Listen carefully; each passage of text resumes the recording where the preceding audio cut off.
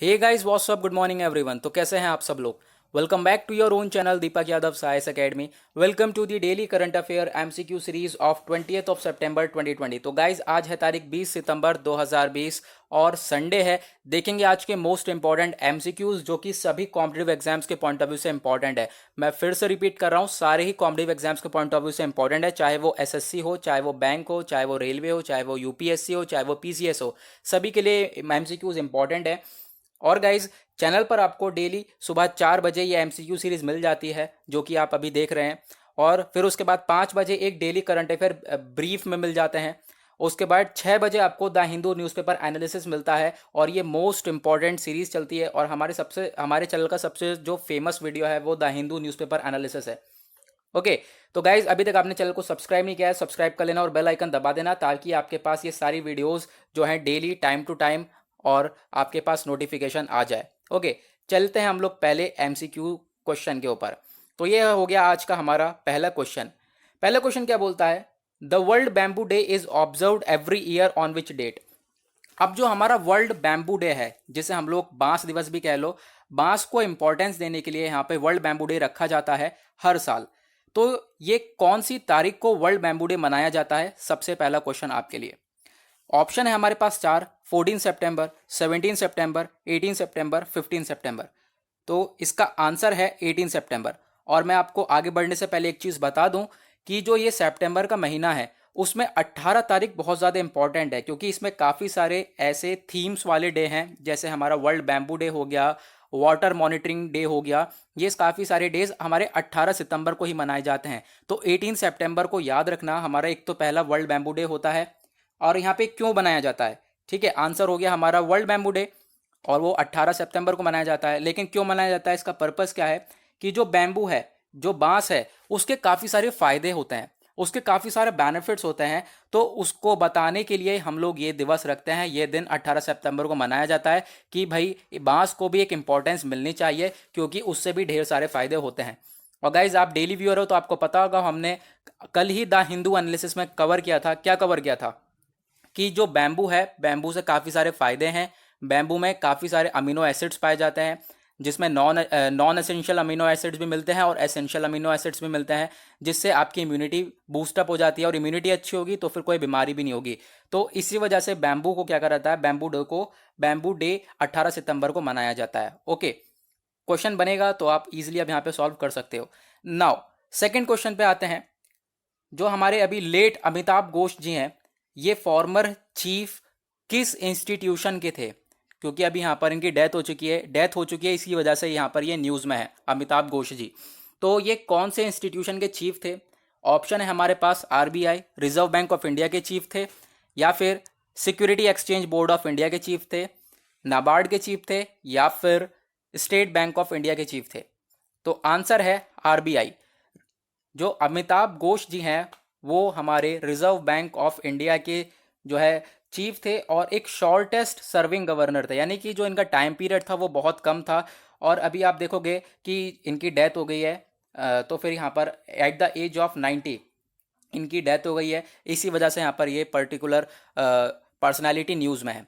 ठीक है, तो याद रखना, अगर आपसे क्वेश्चन बने अमिताभ घोष जी कौन से जो है इंस्टीट्यूशन के चीफ थे, वो है हमारा RBI, reserve bank of India. और आपको पता है जो रिजर्व बैंक ऑफ इंडिया है वो सबसे उच्च बैंक है हमारे पूरे भारत में, जो कि सारे बैंक को हैंडल करता है। ठीक है, वो जो सबसे आप एपेक्स बैंक कह सकते हो हमारे आरबीआई को। ओके, नाउ थर्ड एमसीक्यू क्या बोलता है हमारा, which state has topped the India happiest report 2020। तो गाइज यहाँ पर इंडिया, पहली बात तो हैप्पीनेस रिपोर्ट बनाई जाती है, तो हैप्पीनेस रिपोर्ट 2020 की आ चुकी है। उसमें क्वेश्चन ये है कि कौन सा स्टेट, कौन सा राज्य ने टॉप किया है, कौन सा राज्य सबसे टॉप पर है, कौन से राज्य में सबसे ज़्यादा लोग खुश रहते हैं। हैप्पीनेस रिपोर्ट, ठीक है, सबसे ज़्यादा प्रसन्न, सबसे ज़्यादा खुश कौन से राज्य में रहते हैं। तो आपके पास ऑप्शन है चार। पहला मिजोरम, बी गुजरात, सी ओडिशा, डी सिक्किम। तो इसका आंसर है मिजोरम। याद रखना, मिजोरम सबसे टॉप पर है इस रिपोर्ट में। तो मिजोरम की बात करें तो ये फर्स्ट रैंक में आया है इंडिया हैप्पीनेस रिपोर्ट 2020 में। और ये एक, मतलब आप कह सकते हो ये एक ऐसा राज्य है जहां पर लोग सबसे ज़्यादा खुश हैं। क्यों? क्योंकि वहाँ पे सर्विसेज वगैरह काफ़ी ज़्यादा अच्छी होंगी, ये कह सकते हो आप। Okay, now question 4 of the day. यहाँ पे चौथा क्वेश्चन क्या बोलता है, चौथा MCQ, who among these have been honoured with 2020 Asia game changer award. एक इंपॉर्टेंट एमसीक्यू बन जाता है आपके लिए ये। 2020 का एशिया गेम चेंजर अवार्ड के लिए नाम चुना गया है, वो कौन सा नाम चुना गया है, वो कौन से पर्सनैलिटी को चुना गया है। ठीक है, तो आपके पास ऑप्शन है 4। ए संजीव कपूर, बी विकास खन्ना, सी कुणाल कपूर, डी नीता मेहता। तो इनमें से कौन सी पर्सनैलिटी को चुना गया है एशिया गेम चेंजर अवार्ड के लिए। आपसे क्वेश्चन आए कि एशिया गेम चेंजर अवार्ड के लिए कौन सी पर्सनैलिटी को चुना गया है, किन्हें यह पुरस्कार दिया जाएगा। तो हमारा आंसर है विकास खन्ना। ये एक शेफ हैं, शेफ यानी कि बावर्ची जिन्हें आप कहते हो, ये भी एक ये बावर्ची हैं। क्यों दिया जा रहा है अवार्ड, तो ये एक तो पहले आंसर हो गया हमारा बी। तो इन्हें ये अवार्ड क्यों दिया जा रहा है, ये पुरस्कार क्यों दिया जा रहा है, क्योंकि ये देखा गया कोविड-19 के टाइम में, पेंडेमिक के टाइम पर इन्होंने लाखों लोगों को खाना खिलाया है, लाखों लोगों का पेट भरा है, जिस वजह से इन्हें ये एशिया गेम चेंजर 2020 का अवार्ड दिया जा रहा है। और इसी का ही हमने थंबनेल भी लगा रखा है, तो ये एक आपका इंपॉर्टेंट एमसीक्यू बन जाता है। उसके बाद आज का हमारा 5वां प्रश्न ये बोलता है, which city of India is the top ranked city in the 2020 smart city index of IMD. अब मैं आपको बता दूं, जो आईएमडी इंडियन मेट्रोलॉजिकल डिपार्टमेंट, ठीक है, तो ये क्या करता है, ये स्मार्ट सिटी का इंडेक्स हर साल जारी करता है। यानी कि एक मतलब पूरी की पूरी रिपोर्ट आ जाती है, एक रिपोर्ट कह सकते हो आप, एक रिपोर्ट बना दी जाती है पूरे वर्ल्ड लेवल पे। उसके बाद वर्ल्ड लेवल पे नहीं, हमारे इंडिया में एक रिपोर्ट जारी करता है। ये जो बॉडी है हमारी इंडियन मेट्रोलॉजिकल डिपार्टमेंट, ये एक रिपोर्ट जारी करती है जो इसमें स्मार्ट सिटी को लिखा होता है, सारी स्मार्ट सिटीज़ होती हैं कि कौन कौन सी सिटी हैं जिन्होंने स्मार्टली सबसे ज़्यादा काम किया है और जहां पर सारी चीज़ें जो है स्मार्ट होती जा रही हैं। ठीक है, तो अभी हम लोग बात करें तो इसमें चार शहर के नाम आए। तो यहाँ पर हमारे ऑप्शन है, पहला मुंबई, दूसरा कोलकाता, तीसरा हैदराबाद, डी लखनऊ। तो स्मार्ट सिटी इंडेक्स में किस शहर ने टॉप किया है, वो है हमारी हैदराबाद। ठीक है, हैदराबाद ने टॉप किया है, तो आंसर हो गया हमारा सी, हैदराबाद। 2020 का जो स्मार्ट इंडेक्स रिपोर्ट आया, Hyderabad was the top Indian city. ठीक है, पूरे दुनिया में इंडिया का जो हमारा शहर है हैदराबाद, उसने टॉप किया है। और उसकी पोजीशन क्या है, 85th पोजीशन है, याद रखना 85th पोजीशन यहाँ पे हासिल करी है हैदराबाद ने, और एक टॉप स्मार्ट सिटी इंडेक्स में आया है। ओके, याद रखना इसे। नाउ क्वेश्चन नंबर 6 क्या बोलता है, internationally known veteran Ayurveda physician. यहाँ पर एक चिकित्सक हैं, कौन, PR कृष्ण कुमार, जिनकी अभी डेथ हो गई है, 69 की एज में इनकी डेथ हो गई है। तो ये कौन से स्टेट से बिलोंग करते हैं, कौन से राज्य से बिलोंग करते हैं इंडिया में। एक ये ग्लोबली पूरे इंटरनेशनली जानने वाले हैं, पूरी दुनिया में जाने माने एक चिकित्सक हैं ये। तो फिर बात करते हैं, तो हमारे पास ऑप्शन है 4, ए केरला, बी तमिलनाडु, सी ओडिशा, डी आंध्र प्रदेश। तो यहाँ पर आंसर है हमारा बी, तमिलनाडु। ये जो पर्सनैलिटी है तमिलनाडु से बिलोंग करते हैं। तो Tamil Nadu based prominent Indian Ayurveda चिकित्सक जो है, हमारे आयुर्वेदा चिकित्सक कह सकते हो, PR कृष्ण कुमार, इनकी अभी डेथ हो गई है, इस वजह से ये न्यूज़ में है। ओके, नाउ क्वेश्चन नंबर 7 क्या बोलता है, which state has launch the आर्थिक स्पंदना प्रोग्राम को किसने लॉन्च किया है, कौन से राज्य ने लॉन्च किया है, ताकि जो लोन को इकट्ठा करने के बाद जो कलेक्शन है लोन का, वो अलग अलग जगह पर बांटा जा रहा है। ठीक है, तो यहाँ पर एक स्कीम है, कौन सी है, आर्थिक स्पंदना, जिसके थ्रू यहाँ पर जो लोन्स कलेक्ट करा गया था राज्य के द्वारा, वो जो लोन है उसको बांटा जा रहा है। कहाँ पर, एग्रीकल्चर और नॉन एग्रीकल्चर सेक्टर में। ठीक है, जो हमारे कृषि सेक्टर हैं, कृषि क्षेत्र हैं, वहाँ पर इस लोन को बांटा जा रहा है। लोन का अमाउंट कितना है मैं अभी आपको बताऊंगा, लेकिन उससे पहले बताएं तो ये कौन सा राज्य है जिसने ये स्टेप उठाया, और एक काफ़ी अच्छा स्टेप उठाया है। तो ऑप्शन है हमारे पास, ए तमिलनाडु, बी केरला, सी महाराष्ट्र, डी कर्नाटका। तो हमारा आंसर है यहाँ पर आंसर डी, कर्नाटका। तो कर्नाटका के चीफ मिनिस्टर जिनका नाम है BS येदियुरप्पा, इन्होंने लॉन्च किया ये आर्थिक स्पंदना प्रोग्राम 16 सितंबर 2020 को, अंडर विच, जिसमें इन्होंने लोन्स था कितना, 39,300 करोड़ रुपए का लोन जो इन्होंने घोषित करा है कि ये डिसबर्स करेंगे, यानी कि बांट देंगे थ्रू वेरियस कोऑपरेटिव इंस्टीट्यूशंस। जो अलग अलग इंस्टीट्यूशंस हैं उनकी मदद से ये सारे लोन को बांट दिया जाएगा। जो हमारे कृषि क्षेत्र हैं या फिर कृषि क्षेत्र नहीं है वहाँ वहाँ पर भी इन सारा पैसों को बांट दिया जाएगा। तो ऐसा स्टेप काफ़ी ज़्यादा अच्छा है। तो आपसे पूछा जा सकता है कि ऐसी कौन सा प्रोग्राम है और ये आर्थिक स्पंदना प्रोग्राम कौन से स्टेट ने, कौन से राज्य ने अभी लॉन्च किया है।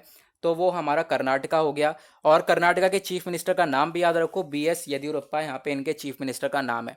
ओके, नाउ क्वेश्चन नंबर 8 क्या बोलता है? क्वेश्चन नंबर 8 हमारा है, which is the first ever country in the world to issue a sovereign bond link to UN sustainable development goal. यानी कि बात करी जा रही है कि ऐसी कौन सी कंट्री, ऐसा कौन सा देश है जिसने जो हमारे सस्टेनेबल डेवलपमेंट गोल हैं, यानी कि ये SDG क्या होते हैं, सस्टेनेबल डेवलपमेंट गोल, कंट्री के विकास के लिए, किसी भी यहाँ पे आप कह सकते हो किसी भी देश के विकास के लिए यहाँ पे कुछ गोल्स सेट करे गए थे UN के द्वारा कि यहाँ पर ये गोल्स हैं, इसके थ्रू यहाँ पे विकास करा जाएगा। और इसमें कितने गोल हैं? ये 17 हमारे लक्ष्य हैं, इसको हम लोग अचीव करेंगे, इसको हमारी पूरी पाने की कोशिश है। तो इसके लिए सबसे ज़्यादा फंड और पहली बार यहाँ पे फंड किसने दिया है, सबसे पहली बार जो है किसने इतना पैसा लगाया है, कौन सी कंट्री है ऐसा जिसने इस चीज़ के ऊपर ध्यान दिया, अपने विकास के ऊपर ध्यान दिया और इस चीज़ के अंदर सस्टेनेबल डेवलपमेंट गोल के ऊपर पैसा लगाया है। तो यहाँ पे आपके पास 4 ऑप्शन है, A Singapore, B Mexico, C Canada, D Switzerland. तो यहाँ पे आंसर है मैक्सिको। तभी मैक्सिको आपको दिख रहा होगा काफ़ी ज़्यादा न्यूज़ में है। तो आंसर है B मैक्सिको। तो मैक्सिको ऐसी हमारी पहली कंट्री बनी पूरे दुनिया में जिसने एक सॉवरन बॉन्ड की तरह यहाँ पे काम किया SDG के साथ, सस्टेनेबल डेवलपमेंट गोल के साथ। और इन्होंने कितना, 750 मिलियन यूरो, यानी कि आप अगर इसमें डॉलर में देखो तो 890 मिलियन डॉलर तक का इन्होंने जो है पैसा लगाने की बात करी है विकास करने में। ठीक है, आगे बढ़ते हैं हम लोग, आते हैं क्वेश्चन नंबर 9 के ऊपर। क्वेश्चन नंबर 9 क्या बोलता है, when is the world water monitoring day observed. अब यहाँ पे एक और क्वेश्चन आता है कि जो वर्ल्ड वाटर डे है वो कौन से दिन मनाया जाता है, कौन सी तारीख को मनाया जाता है। तो याद रखना, जैसे मैंने अभी आपको बताया कि जो सितंबर का महीना है उसमें 18 तारीख को, याद रखना 18 तारीख को 2-4 ऐसे जो हैं दिवस मनाए जाते हैं। तो एक हमारा ये भी आ गया वर्ल्ड मॉनिटरिंग डे। तो ये भी हमारा 18 सितंबर को मनाया जाता है, इसको याद रखना आप। क्यों मनाया जाता है, सबसे पहली बात इसका पर्पस जान लो। तो ये जो वर्ल्ड मॉनिटरिंग डे है हमारा ऑब्जर्व करा गया हर साल 18 सितंबर को, 2003 से हम इसे मनाते हुए आ रहे हैं। क्यों? क्योंकि पब्लिक अवेयरनेस बढ़ा देना कि जल के प्रति, कि हाँ यार पानी है, पानी को प्रोटेक्ट करो। और प्रोटेक्ट करना पानी को, वाटर रिसोर्सेज को अराउंड द वर्ल्ड, यानी कि जितने भी हमारे वाटर रिसोर्सेज हैं, जहाँ से भी पानी हम लेते हैं, उन सबको सुरक्षित करना, उन सबको प्रोटेक्ट करने का इसका काम होता है। ठीक है, इसीलिए हम लोगों को बार बार याद दिलाने के लिए ये 18 सितंबर को मनाया जाता है। उसके बाद क्वेश्चन नंबर 10 हमारा 10वां प्रश्न क्या बोलता है, what is the theme of the world bamboo day. अभी आपको पता है 18 सितंबर को वर्ल्ड बैम्बू डे मनाया जाता है और 18 सितंबर को ही एक हमारा वर्ल्ड वाटर मॉनिटरिंग डे भी मनाया जाता है। अब यहाँ पे जो वर्ल्ड बैम्बू डे मनाया गया 18 सितंबर को, तो उसका थीम क्या था। ठीक है, तो यहाँ पे पूछा जा रहा है कि उसका विषय क्या है, वर्ल्ड बैम्बू डे का विषय क्या है। तो आपके पास 4 ऑप्शन दे दिए गए, A lucky bamboo, B bamboo grow, C bamboo now, D bamboo future now. तो इन दोनों में आपको थोड़ी सी कंफ्यूजन हो रही होगी क्योंकि यहाँ पे बैम्बू नाउ है, D बैम्बू फ्यूचर नाउ है। तो यहाँ पे आंसर की बात करें तो आंसर है हमारा C बैम्बू नाउ। तो याद रखना बैम्बू नाउ इसका थीम है और ये जो थीम है ये 11th एडिशन है, हमारा 11वां एडिशन है वर्ल्ड बैम्बू डे 2020 का। तो इसको याद रखना। आगे बढ़ते हैं हम लोग, उसके बाद आते हैं क्वेश्चन नंबर 11 के ऊपर। क्वेश्चन नंबर 11 क्या बोलता है, एक न्यू बुक लिखी गई है, ठीक है, जिसका नाम है, एक नई किताब लिखी गई है, नई किताब आप कह सकते हो, फिक्शन कह सकते हो, इसका नाम है आज़ादी, फ्रीडम। ठीक है, फ्रीडम नाम है, आज़ादी कह सकते हो आप। ये किताब लिखी गई है एक नॉवल टाइप की, कहानी टाइप की। ये किसने लिखी है? हमारे पास ऑप्शन है 4, A Jhumpa Lahiri, B Arundhati Roy, C Salman Rushdie, D Ruskin Bond. तो इनमें से किस पर्सनैलिटी ने इस किताब को लिखा है, आज़ादी किताब को लिखा है? तो आंसर है हमारा अरुंधति रॉय। अरुंधति रॉय जी ने यहाँ पर ये किताब लिखी है। आंसर हमारा हो गया बी। तो आप देख सकते हो उन्होंने ये किताब लिखी है और पब्लिश करी गई है ये किताब पेंगुइन बुक्स लिमिटेड के द्वारा, इसे भी याद रखना। ओके, नाउ क्वेश्चन नंबर 12 के ऊपर आते हैं। क्वेश्चन नंबर 12 क्या बोलता है आज का हमारा, first international equal pay day कब ऑब्जर्व करा गया है? आपको पता होगा, काफ़ी ज़्यादा न्यूज़ में है। First international observe day, first international equal pay, यानी कि लोगों को इक्वली पे करा जाए, बराबर हिस्से में पे करा जाए, बराबर हिस्से में दिया जाए सब लोगों को, ठीक है। तो ये इसके ऊपर एक दिवस मनाया गया। तो वो कौन से तारीख को पहली बार मनाया गया? तारीख आप देख सकते हो, 18 सितंबर 2017, 18 सितंबर 2018, 18 दिसंबर 2019 या 18 दिसंबर 2020। आंसर है हमारा 18 दिसंबर 2020, यानी कि जो अभी 18 दिसंबर है तो उसी को ही जो अभी हमारी निकली है, तो 18 सितंबर को ही, ओके, 18 सितंबर जो हमारा अभी निकला है 2020 वाला, तो इसी को ही हम इसी दिन पर ही इंटरनेशनल इक्वल पे डे को ऑब्जर्व करते हैं। और इंटरनेशनल इक्वल पे डे को ऑब्जर्व करा गया हमारा पहली बार कब? 18 सितंबर 2020 में। उसके बाद क्वेश्चन नंबर 13, 13वां क्वेश्चन आता है। 13वां क्वेश्चन क्या बोलता है? एक हमारा बैंक है, वो कौन सा बैंक है? ICICI bank. इसने होम फाइनेंस को लॉन्च किया, यानी कि जो घर वगैरह के लिए लोन वगैरह दिया जाता है ना, तो लोन वगैरह के लिए यहाँ पे एक लोन वाली स्कीम, एक घर के लिए लोन की स्कीम लॉन्च करी गई। तो न्यू होम लोन स्कीम को लॉन्च करा गया। किन के लिए? स्किल्ड लेबरर्स के लिए, जो हमारे मजदूर वगैरह हैं उनके लिए, जैसे कि electricians, mechanics, painter, grocery store वाले। तो दिल्ली में इसको लॉन्च करा गया। तो आप बताओगे ये स्कीम का नाम क्या है? ये कौन सी स्कीम है? यहाँ पे आपके पास ऑप्शन दिख रहे हैं।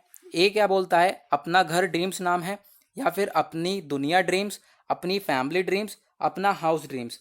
तो आंसर है इसमें अपना घर ड्रीम्स। आंसर है ए, अपना घर ड्रीम्स इस स्कीम का नाम है। तो आपसे क्वेश्चन पूछा जाए, आईसीआईसीआई ने एक नया न्यू होम लोन स्कीम को लॉन्च किया, उसका नाम क्या है? उसका नाम है अपना घर ड्रीम। तो याद रखना इसे। और ये किसके लिए लॉन्च करी गई है? जो भी हमारे मजदूर लोग हैं उनके लिए। उसके बाद आगे बढ़ते हैं, क्वेश्चन नंबर 14 और last question of the day है। और इसके बाद एक क्वेश्चन और रहेगा, वो आप मुझे बताओगे, ठीक है? वो आप लोग कमेंट करोगे उसका आंसर। और अगर कमेंट यहाँ पे नहीं पता होगा आपको, तो उसका आंसर मैं आपको कल बता दूंगा। ओके, नाउ क्वेश्चन नंबर 14 अच्छा क्या बोलता है? What is the theme of world water monitoring day 2020? अभी देखो, कंफ्यूज बिल्कुल मत होना। अभी हमने क्या पढ़ा? बैम्बू डे पढ़ा, ठीक है? बैम्बू डे 18 सितंबर को मनाया जाता है। और फिर बैम्बू डे का हमने थीम पढ़ा, ठीक है? थीम क्या है बैम्बू डे का? बैम्बू नाव, NOW नाव। अब यहाँ पर what is the theme of the world monitoring day? अब वर्ल्ड मॉनिटरिंग डे अभी हमने भी पढ़ा था, वर्ल्ड वाटर मॉनिटरिंग डे अभी हमने पढ़ा, वो भी 18 सितंबर को मनाया जाता है। अब इसका थीम क्या है, यानी कि अब इसका विषय क्या है? तो इसके लिए 4 ऑप्शन दे दिए गए हैं। Water is world, check on water, solve water, या फिर पानी यही हमारी लाइफ है, वाटर इज लाइफ। तो इसमें से कौन सा आंसर है? आंसर है हमारा सॉल्व वाटर। इस बार 2020 का जो थीम है वर्ल्ड वाटर मॉनिटरिंग डे का, वो है सॉल्व वाटर, याद रखना। आंसर हो गया हमारा सी, सॉल्व वाटर। तो ये हो गया हमारा आज का जो MCQs है उनका एंड। लेकिन उससे पहले, एंड करने से पहले, एक लास्ट क्वेश्चन आप लोगों के लिए है। इसका आंसर आप सभी लोग कमेंट करोगे कि अभी हमने बात करी इंडिया की सिटी, यानी कि भारत का कौन सा शहर था जिसने टॉप किया स्मार्ट सिटी इंडेक्स में? वो था हैदराबाद। अब पूरे दुनिया में ऐसा कौन सा देश है, ऐसा कौन सा देश है, या फिर आप कह सकते हो ऐसा कौन सा शहर है, पूरे दुनिया में ऐसा कौन सा शहर है जिसने टॉप किया है इस स्मार्ट सिटी इंडेक्स में?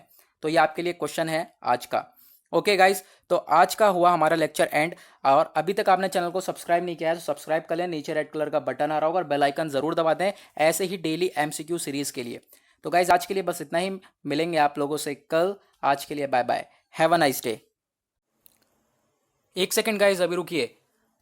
एंड करने से पहले मैं आपको बता दूं एक चीज़ हम लोगों से यहाँ पे गलत हो गया है। तो एक चीज़ यहाँ पे क्या गलत हो गया? IMD की फुल फॉर्म। IMD की फुल फॉर्म है इंस्टीट्यूट फॉर मैनेजमेंट डेवलपमेंट। मैंने सॉरी भूल, मतलब कि याद नहीं रहा, मैं इंडियन मेट्रोलॉजिकल डिपार्टमेंट बोलता रहा, मुझे एकदम से ध्यान आया IMD देखकर। तो याद रखना इसकी full form Indian metrological department नहीं है, बिल्कुल गलत है, ठीक है? इसकी फुल फॉर्म है इंस्टीट्यूट ऑफ मैनेजमेंट डेवलपमेंट, ठीक है? तो ये इंस्टीट्यूट ऑफ मैनेजमेंट डेवलपमेंट ने जो है इस रिपोर्ट को जारी किया है, ठीक है? तो याद रखना। तो अभी मैं आपको कहीं पे लेके चलता हूँ, एक सेकेंड गाइस, उस चीज़ को भी क्लियर कर लेते हैं।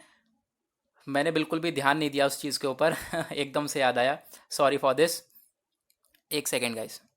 तो हमने जो अभी 5वां वाला MCQ डिस्कस किया था, इसमें हमने डिस्कस किया था ना कि सिटी ऑफ इंडिया कौन सी, जो इंडिया की सिटी है, कौन सा शहर है जो कि टॉप रैंक करा है स्मार्ट सिटी इंडेक्स में, तो मैंने अभी यहाँ पर नाम बोल दिया इंडियन मेट्रोलॉजिकल डिपार्टमेंट, मैंने ऐसा बोल दिया, लेकिन नहीं, ऐसा बिल्कुल भी नहीं है। यहाँ पे है, इसकी फुल फॉर्म है इंस्टीट्यूट ऑफ मैनेजमेंट डेवलपमेंट, ठीक है। तो इसे याद रखना। तो एक सेकेंड गाइस, तो आप याद रखना, अब इसे इंस्टीट्यूट ऑफ मैनेजमेंट डेवलपमेंट है, ना कि ये इंडियन मेट्रोलॉजिकल डिपार्टमेंट। तो जो ये इंस्टीट्यूट ऑफ मैनेजमेंट डेवलपमेंट है, तो ये क्या करता है, ये रिपोर्ट जारी करता है, वो पूरी की पूरी कंट्री लेवल पे रिपोर्ट जारी होती है, पूरे दुनिया की रिपोर्ट जारी होती है। तो पूरे दुनिया में जो इंडिया की हैदराबाद की रैंक है वो है 85, ठीक है। तो गाइस हो गया आपका यहाँ पे इशू भी क्लियर। तो करते हैं आज के सेशन को एंड, मिलेंगे आप लोगों से कल। आज के लिए bye bye, have a nice day.